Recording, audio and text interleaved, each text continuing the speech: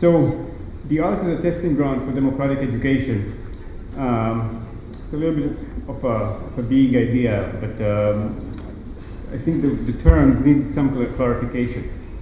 So, for one thing, democratic education.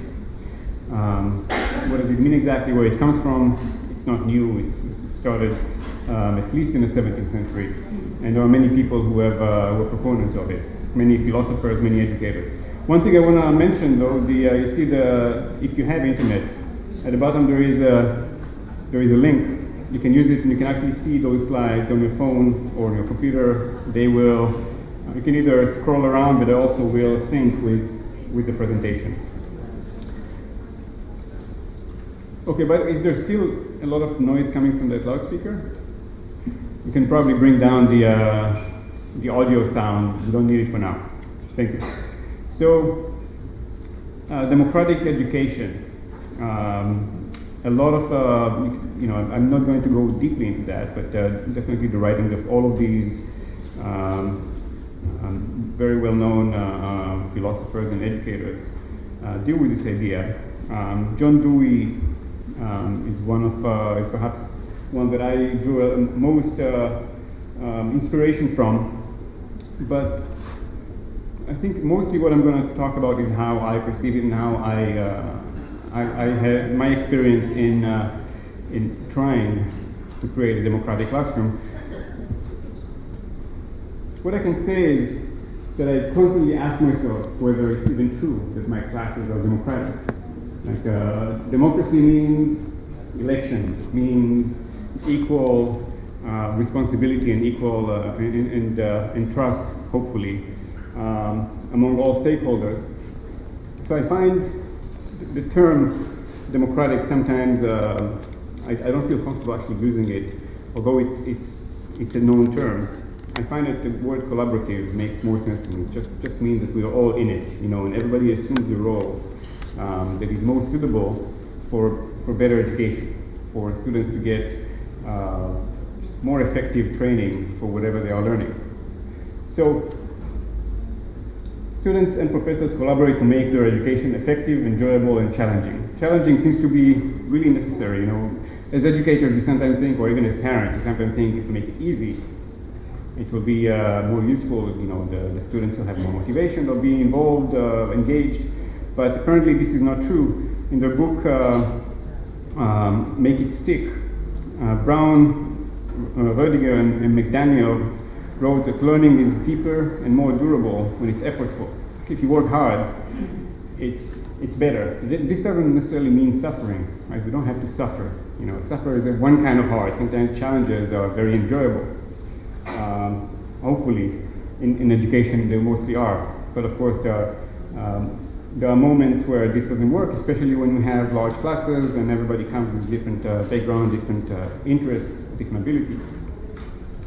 But when it is enjoyable, and then there is the double benefit of actually enjoying, feeling achieved when you succeed, and having education that is effective and that sticks, that stays in you. Now, about the idea of art as a testing ground. Again, I think it's a big idea. It's not exactly a testing ground. A testing ground would think like there is a test happening, right?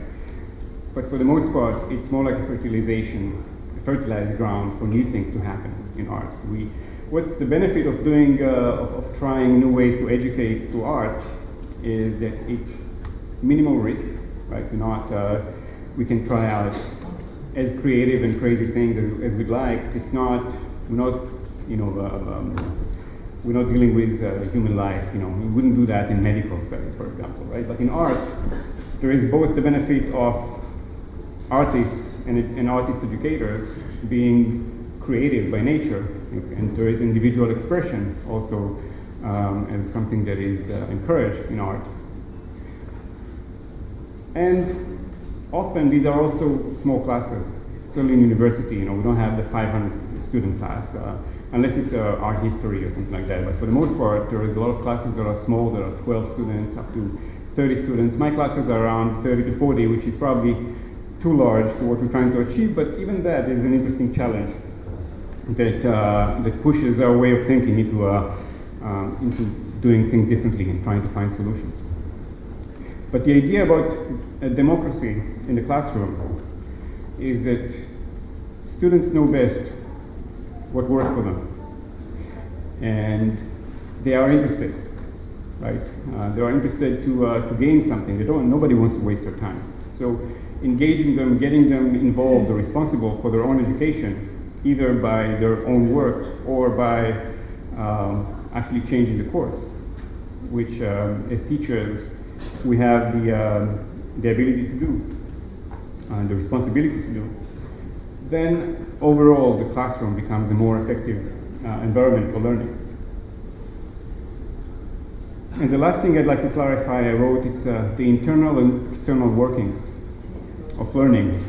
And what I mean by this is it's a dichotomy that I find useful for me as a teacher. There are some things that happen internally, when you learn some skills that are very internal. And perhaps more than internal, they're inwards. How we perceive, what comes our way, be it the teacher talking, or be it the environment, or sound, or vision, and how we perceive it, understand it. How does it connect with our sensations, with the perception of self, with our thoughts and understandings and values and beliefs. And this is an internal or an inwards process of learning. But then there is the external or the outwards, where what we have inside, what the skills we have gathered or acquired, how can they be used as a communication, as a connection? How does it translate into action with other beings or the environment? So in every class or every topic I teach, I always think how much of it is each. And of course, nothing is that simple. There is a feedback loop happening between these two. What we perceive and what we understand from this perception affects how we act. So nothing is in human being is so simple as that, but dichotomies help us organize our thought. So for example, the two things that I've been doing mostly, teaching ear training, meaning the training of perception and understanding sound as it comes to you and making sense of it and being able to break it better, is a very inward kind of skill. It is very useful in the musical ensemble where you play with others, right? You hear better, but then how do you actually translate that into good music in a collective setting, right? There is much more than just hearing better. There's much more than just personal expression when you are in a group. And I think in that way, this environment of a musical ensemble, especially if it's improvisatory, can be a really good mirror for just any social collaborative setting. And in teaching the Concordia Orchestra, I've used that beyond all the technical and the innovative, interesting things that are happening there, because it's a kind of almost like a science fiction type of orchestra where people are playing computers as an instrument. To me, the guideline has always been the educational aspect. All the other stuff is just the means, what we're using. There's a lot of learning happening in that way. So just a few words about the principle of what is democratic education. Democracy is a goal and a method, meaning, yes, we're aiming at a perfectly balanced teaching, learning situation. It's not always what happens. Sometimes we're not ready for it. We need to get there. So it's a goal. But it's also the method, the way we think about how to change and how to transform, improve the learning situation. We're aiming towards an equal responsibility among teachers and students, because students know best what goes on in their perception and in their motivation. And it requires trust, respect, inclusiveness, self-determination, students taking responsibility for their own perception and skills. And it's best when it's experiential, when students are actually doing it, not just sitting there. I've seen this study that's been done at MIT about level of engagement with skin conductivity measurement. Students were given, for a whole week, a bracelet that measures their skin conductivity, and every time they're engaged in something, conductivity rises, right? If they're happy, they're playing, they're thinking, they're collaborating. There was only one thing that showed lower engagement than sleep. Sleep was not the lowest. The lowest was sitting in a lecture. So this kind of like what you're doing now, listening, sitting there and listening is a very old model for teaching. It's older than medieval times, basically. It hasn't changed much. Lecture, the term lecture comes from reading. Be able to because in the past, a lecturer was the only one who had the book. And he was reading out of it to an audience. So experiential learning, not always possible, depending on resources, depending on the size of the class, but it's a very effective way. So, as Jean-Jacques Rousseau wrote, the tutor must not lay down precepts; he must let them be discovered. So the class emerges, and every year I change my classes midway. Sometimes reduce the amount of homework, sometimes change the focus. It's not always easy because in the legal system, there is a syllabus. It's actually a legal a contract between you and the students. So every change like that is tricky. You're getting a little bit off, into uncharted territory, and you have to be very, very sensitive when you do it. But sometimes, with the agreement of the students, I do it because it just makes the class better. So one research method that I've used, but I don't feel married to it, right? It's action research, and even calling it a method is probably not precise. Action research is a framework, which is basically a cyclical way of just seeing, observing, finding problems, thinking about them, and trying out solutions, then evaluating again in a cycle. Like, did the solution work, didn't work? Heron Anderson described it as designing the plane while flying it. Basically what I was saying about the classes changing midway, right? It's participatory, it's never ending. I did my dissertation as an action research. When I had to wrap it up, I felt like it hasn't ended. It's not a study, it's not an experimental study that has a beginning, has an end, and you can say, here are the conclusions. An action study is like a cycle. It's like a loop, just jumping out of the loop and saying, okay, this is what I have. So I found it interesting. It's like the dissertation in some ways was a snapshot into a never-ending, something that has never stopped since I started it. Another term, to clarify, research creation, is a very trendy term in the world of research. It's generated in university because, especially in the arts program, because universities require tenured professors to do service, teaching, and research, often at an equal level.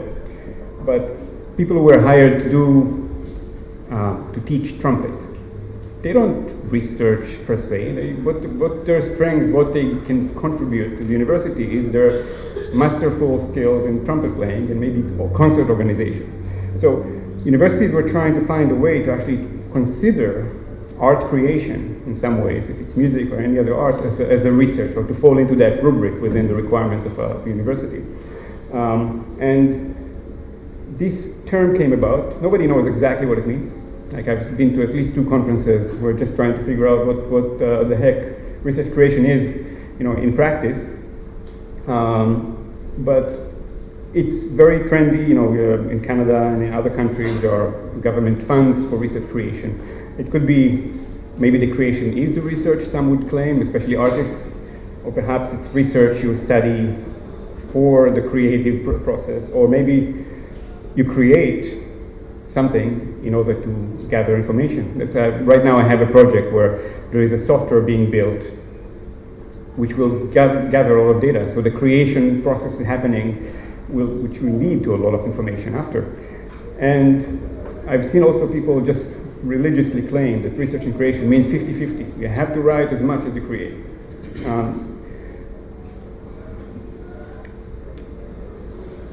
So what exactly is being tested?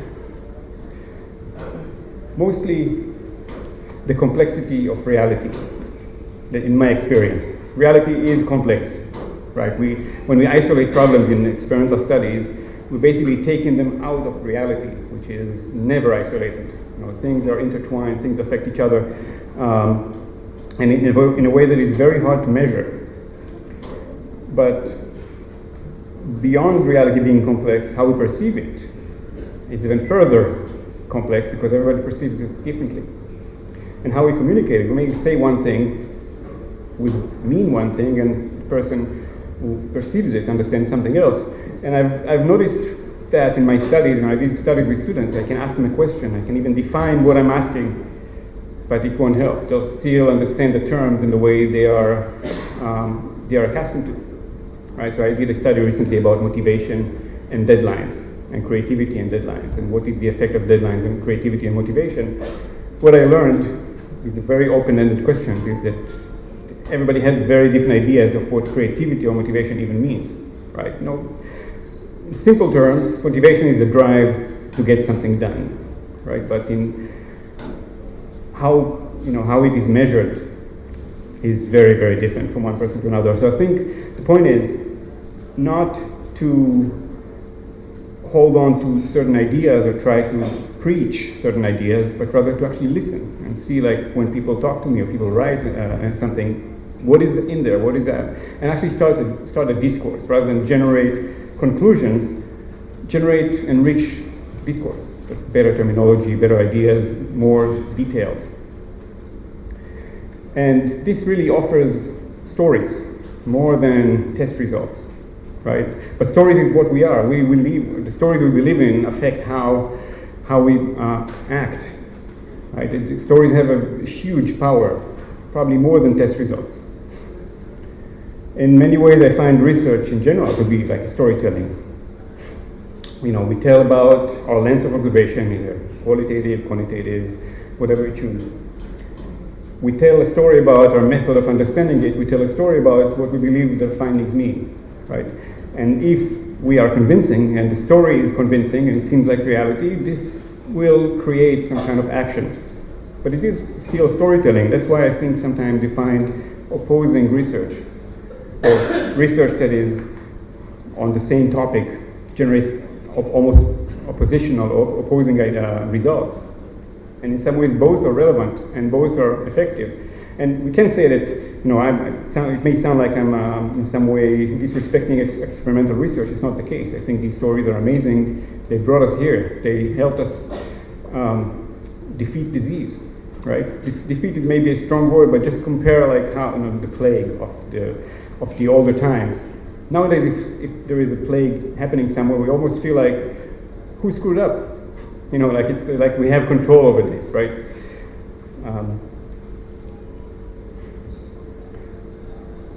So one thing that quantitative research cannot do very well is deal with process, things that change. Everything changes, right? So it's a snapshot into time often of isolated problems. We still learn, we still act, and it leads to sometimes very good results. The failings of language, the fact that language is used so differently between different people when we actually go down deep into the detail, and complexity. But it is very focused, and it gives us results that are very actionable, and that's the benefit. In qualitative process-oriented, ground-up, open-end research, where questions are open to see whatever emerges, it is a very subjective process. It does address the complex reality because everybody thinks differently, and it's fine. That is reality. It does enrich discourse, as I say. It's never ending, which is a problem. It does not give us, most of the time, conclusions. We can actually say, oh, this is truth, and it's generalizable.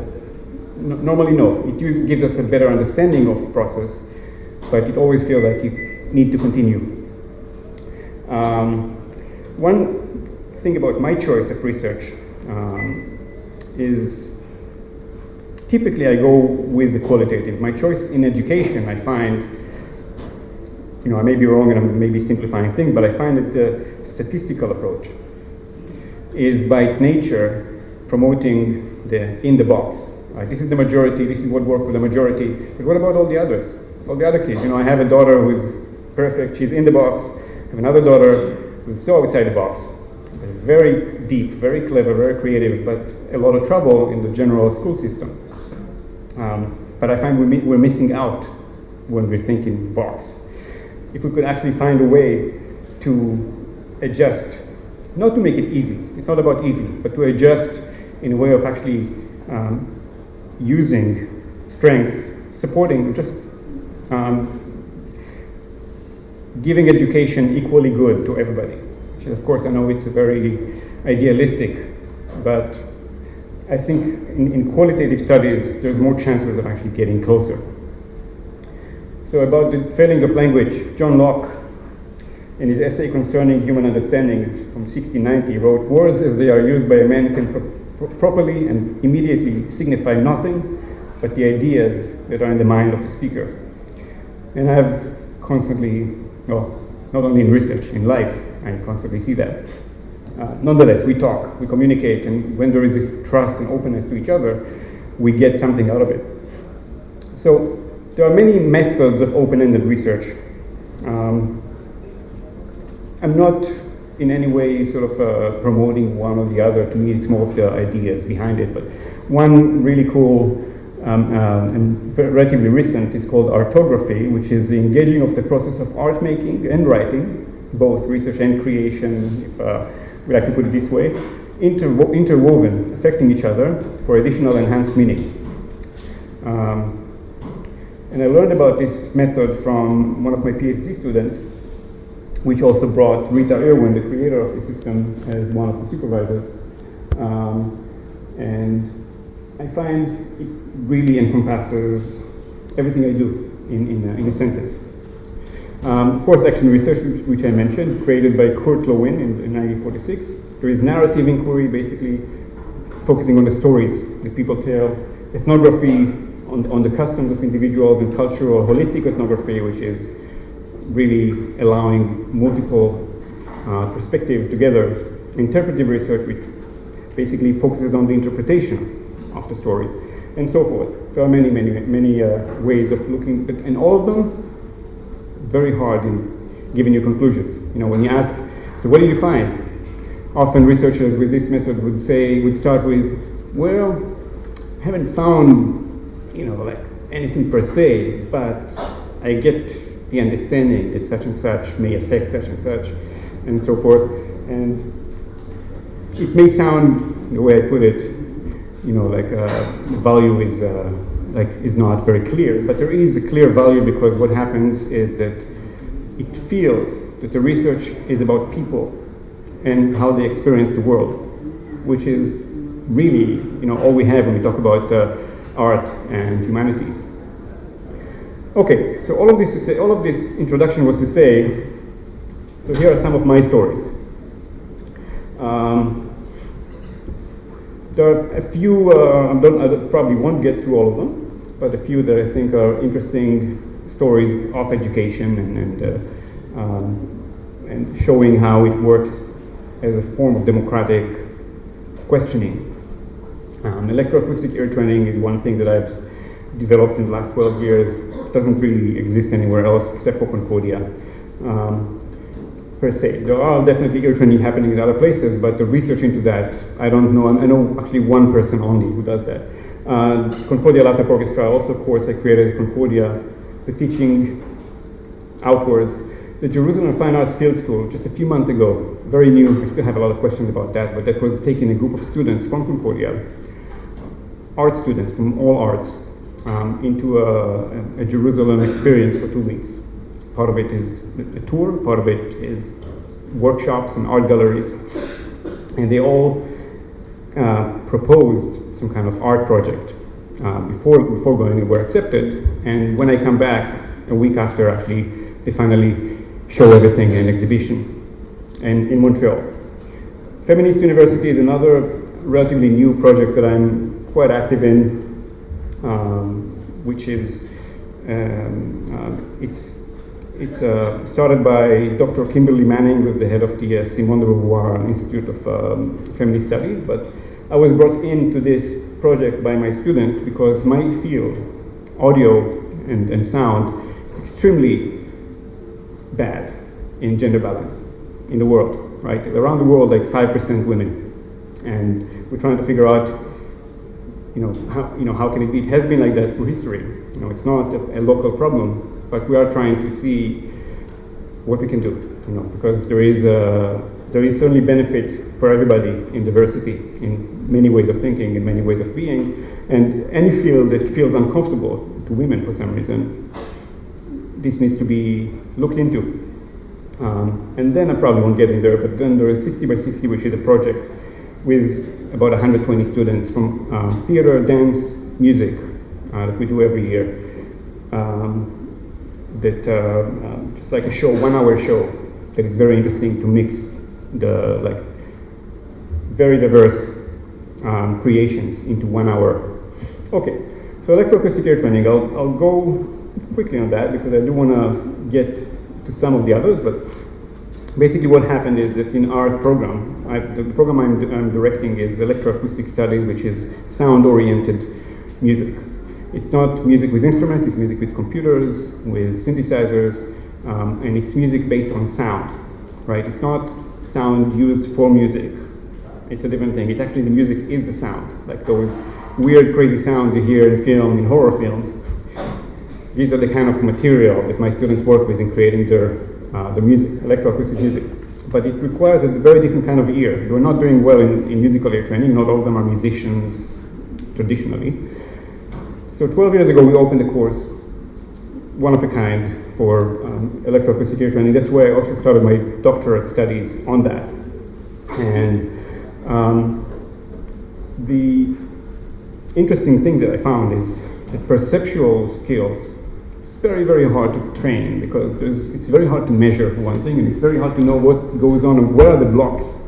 The blocks are inside, and they're very different. Everybody has different abilities and different skills, and motivation. That's basically the mother of all blocks. Because what happens is that when students practice something, they see either no value or no progress.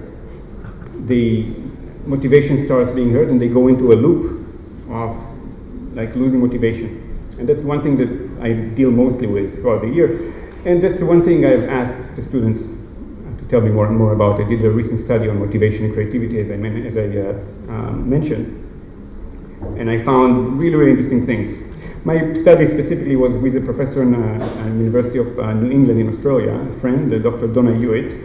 And we studied both my students and her students in a way of what do they feel or think about how deadlines affect their ability to create, or their creativity and their motivation. And simply put, they all said deadlines help motivation, but when that's like if I did an experimental study, if I had enough people, because it was only 35, it would not quite qualify for statistics. But I might find, for example, that motivation is increased as the deadline comes near. But that's not the whole story.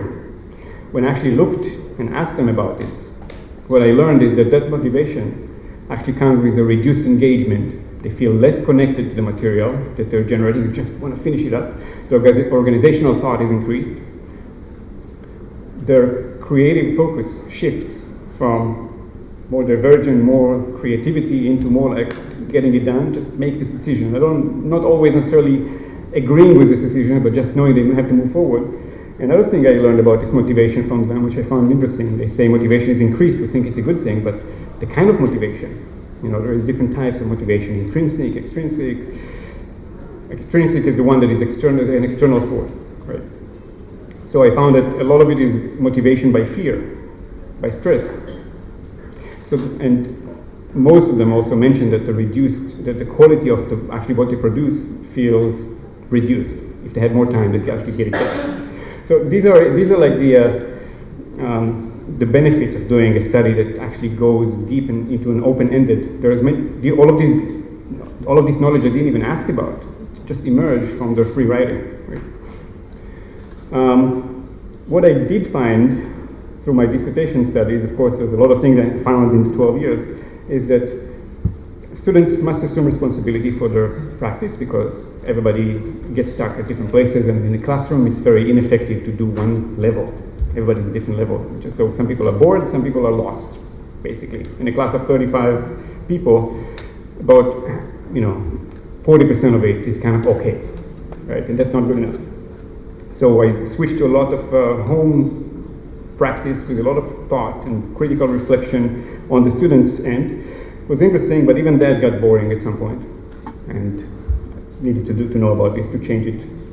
And what I learned is they need quick feedback, but I can't give quick feedback for 40 students, right?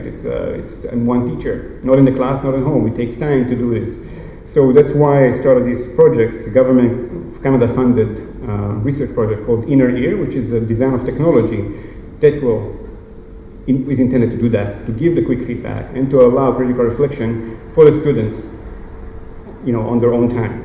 Right? So technology is used here to remedy the lack of, or the low resources, the human resources. Hopefully it works, but it already seems quite interesting and successful. It's just in the beginning. Okay, so I'll move to the Concordia Laptop Orchestra, which is another thing that started a little later, in 2011. I started at Concordia because we found that while sound-based musicians, they compose in the studio mostly, very solitarily. They spend time designing and coming with those new sounds that no man has created before, or women. Oh, not so many women actually, as I mentioned. But this is a very solitary practice, right? They're on their own hours and hours at night in the studios.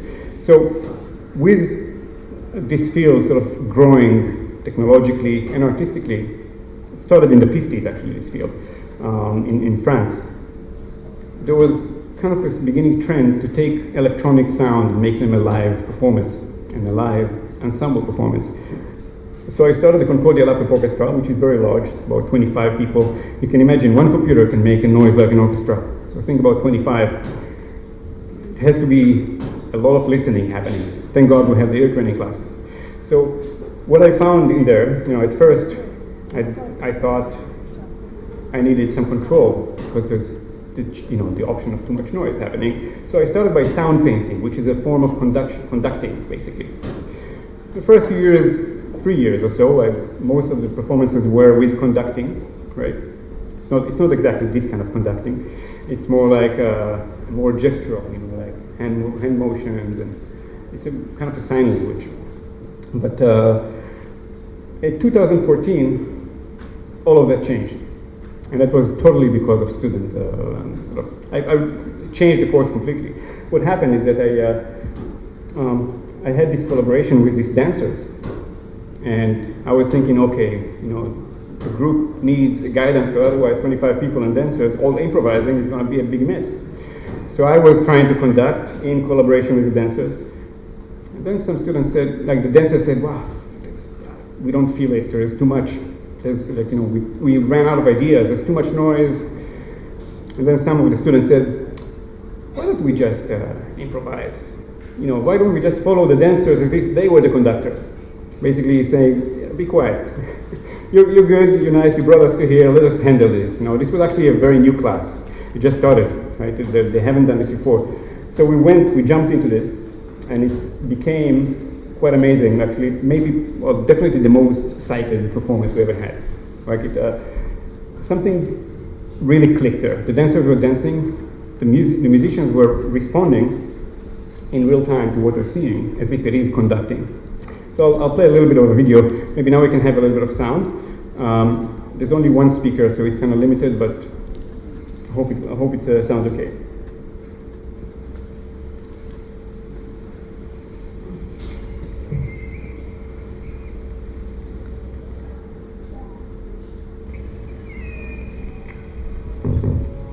So you can see the orchestra is around the dancers sitting on the floor.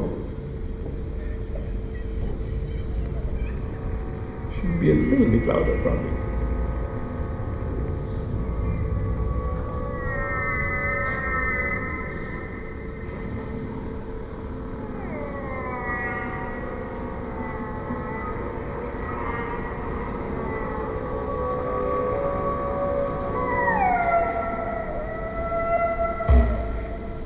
Okay, I'll stop here. So basically what you're seeing is all being created in real time, in interaction. Both the dancers and the musicians are improvising, and it's not messy. Because quite a feat for a group that was just doing this for the first time in performance, and their performance was actually the best among all the rehearsals. They were rehearsing a little bit, but when the performance came, the stakes were higher, everybody was much more on, and it worked much better.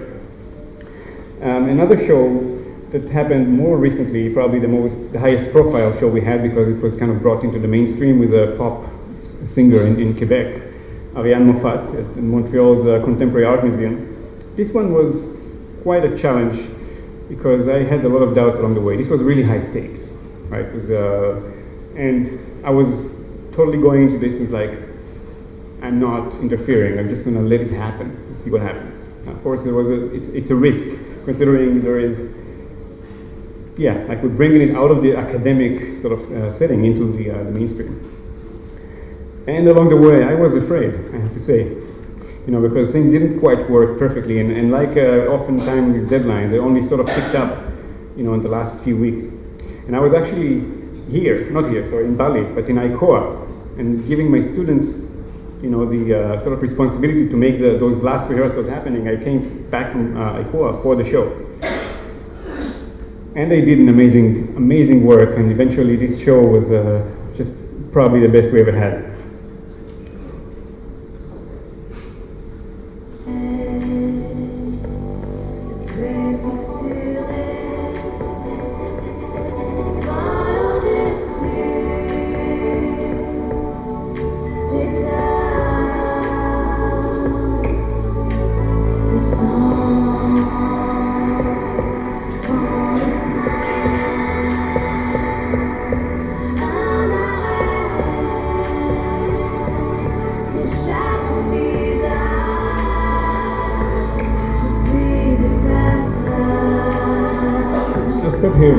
Because of time. Basically what was so good here is that this emerged really from the ground, from the students up. Everybody assumed the role at some point on their own, mostly. Some I assigned, but for the most part it was sort of emerging from the students, and at the end there was like an 18 people performing. Everybody knew everybody's role that I didn't quite assign, and everybody had a clear idea of what they were doing inside the entire performance, and it worked. Right? It was a good performance, and there was one incident. It's interesting. The last rehearsal, when I came back, and I was starting to sort of like a little bit trying to fix a few things that I saw. The student who was actually taking over when I was away, and he did it on his own mind. Another student helped also on her own mind. He felt like I was robbing him. And I could see, like, he actually felt like, suddenly he's powerless. He had all this power of sort of like making, and this joy. And by me coming and saying a few things sort of outside his control, and he came to me and spoke to me like very, very emotional about it. And I found it interesting. It made me think, like, have I been insensitive in some ways? And probably have been. I should have seen, that he was so attached to the idea, and maybe I should have, consulted with him or something like that, because this is important. This thing succeeds because all of the students are engaged, involved, and care about it, right? And it's, instead of using my brain, we're using 20 people's brains, and we should find a way to make all of them work. That's the best solution, or the best result that I can think of. How much time do I have left? Do you know? I think about maybe 8 minutes or so. Sorry? 11? Or 11:30? No, but we started a little late. Started about 18 minutes late. Anyways, so I won't go too deeply into what I've learned in this situation. There's studies that you can read that I publish articles. A lot of it is on improvisation and on risk-taking by the students. Like whether they are, what motivates them or blocks them from taking the risk of actually doing something, changing, destabilizing.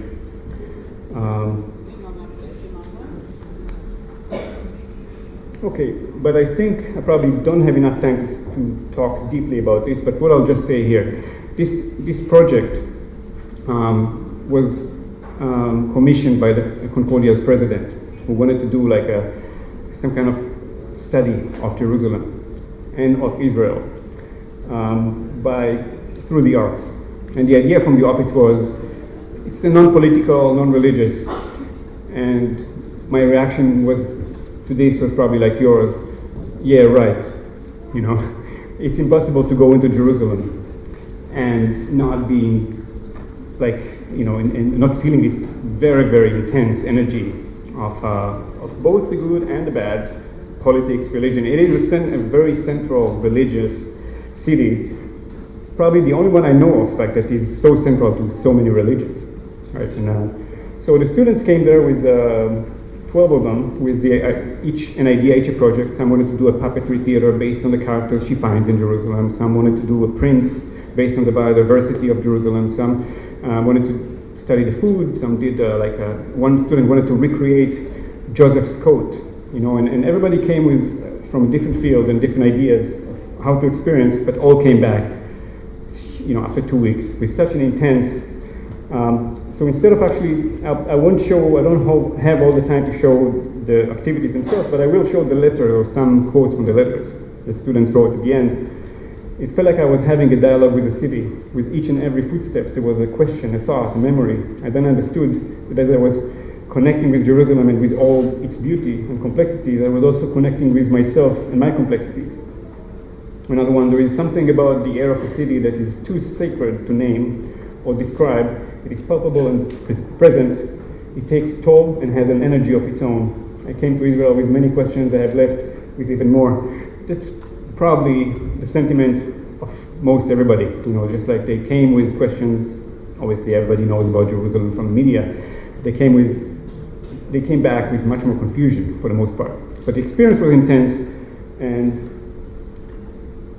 a lot of it was good too. They met a lot of really good people on the street, or they felt very confused about the conflict. You know, what? It doesn't make sense. And as we know, conflicts don't necessarily have to make sense. They are built. They go into a loop of bad behavior and anger that just at some point moves, you know, the reason away, right? And I'm not completely sure. I came back more confused as well. In some ways, I'm questioning, you know, if I try to think what I've learned, I have more questions as well. I know the experience was powerful for them. I know they came back with more art. They're going to present it this week. And I know they came back with much deeper and more realist or real thoughts about what's going on in there. Although there was no intention of actually making it a political thing, everybody had to, you know, just by the air of the city. And there was some conflicts happening between the students, and there was, you know, it may sound like it, you know, it wasn't a bad experience. It was a very, very positive experience. A lot of fun, a lot of beauty, but a lot of questions as well. And I have the same questions, and I'm still thinking about it because it's pretty recent. My questions about boundaries between teacher and students as well. My question about how to evaluate the benefit in a very interdisciplinary setting. You know, the students were from all faculty of fine arts, from all different directions. They were not one group, so everybody had a different project. How to evaluate the benefit of that? Okay, I think I'm probably done in time, right? Yeah? That means yes or no, or maybe. So I'll wrap it up.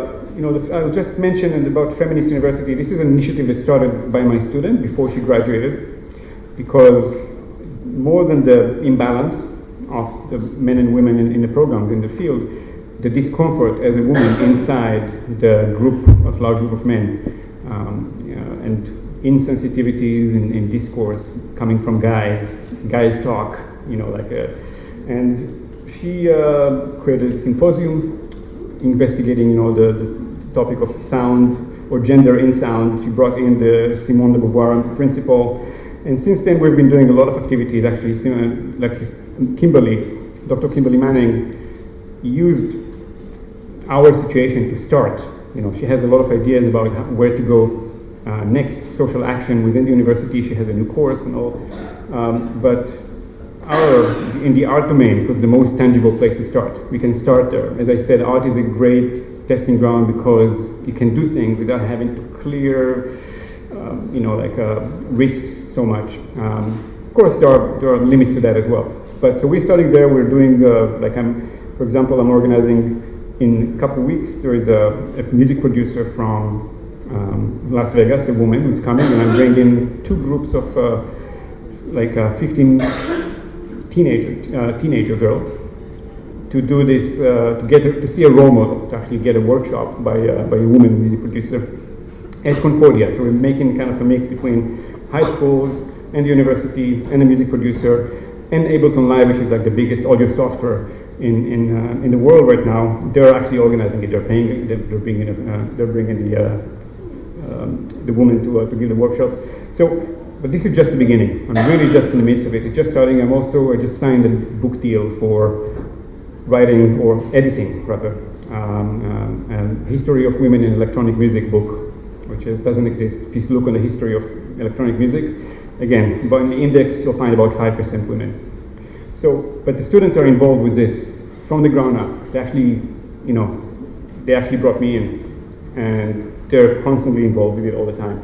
So I'm going to finish here and just say thank you for listening to my stories, and I hope you have a beautiful conference, and I'm really looking forward to listening to yours. Thank you.